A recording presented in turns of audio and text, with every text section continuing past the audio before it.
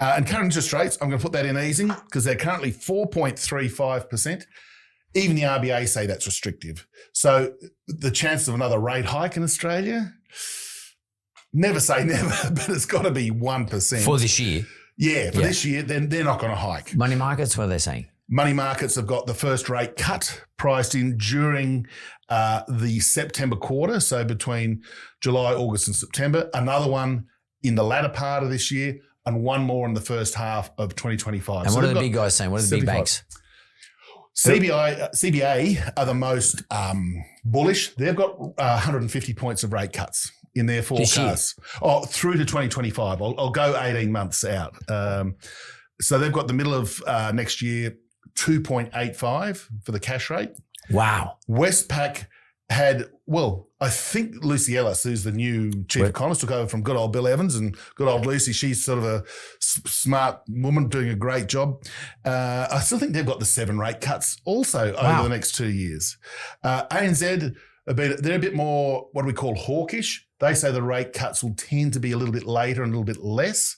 So I think they've got 100 points of cuts priced in. NAB, about 100 points of cuts priced in. So that's 4 rate reductions. So we've got 4 25-point rate cuts between the middle of this year, without picking the exact date, through to the middle-ish part of next year, without picking the exact date. So, and again, that's an important thing to remember. The rate cutting cycle that you will hear more and more about as this economic data remains soft and weak and soggy. We're not going back to where we were in the pandemic, nor do we want to, frankly. All we are talking about is 100, maybe 150 basis points, so 6 25-point rate cuts at most, because the economy just doesn't need more than that. It'll just be more giving a bit of relief to the household sector that's been under the pump for so long, improving their cash flow, getting the economy back on an even keel, and then we'll just let the economy grow. So what we're saying is off the back of your board, and definitely no rate rise. Nothing in the tightening column. Or rate reduction.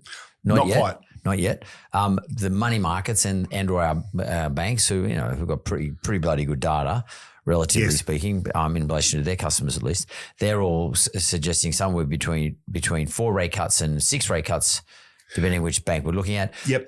Starting sometime this year, latter part of this year, and going through to 2025. And that will be, for those people who manage to hang in there, and hopefully that's everyone. That's sort of pretty good news, I think. It is. So, and the timing of the first one is really hard to say. We've got so much more important data coming through in the next couple of months, which we'll discuss at our next couple of meetings. But if the next inflation number is, say, 0.6 again, we get the next couple of monthly readings on the unemployment rate, 4.2, 4.3, 4.5, that's when it'll be game on. That's when it's not just talk about rate cuts. That's when the RBA will have to deliver.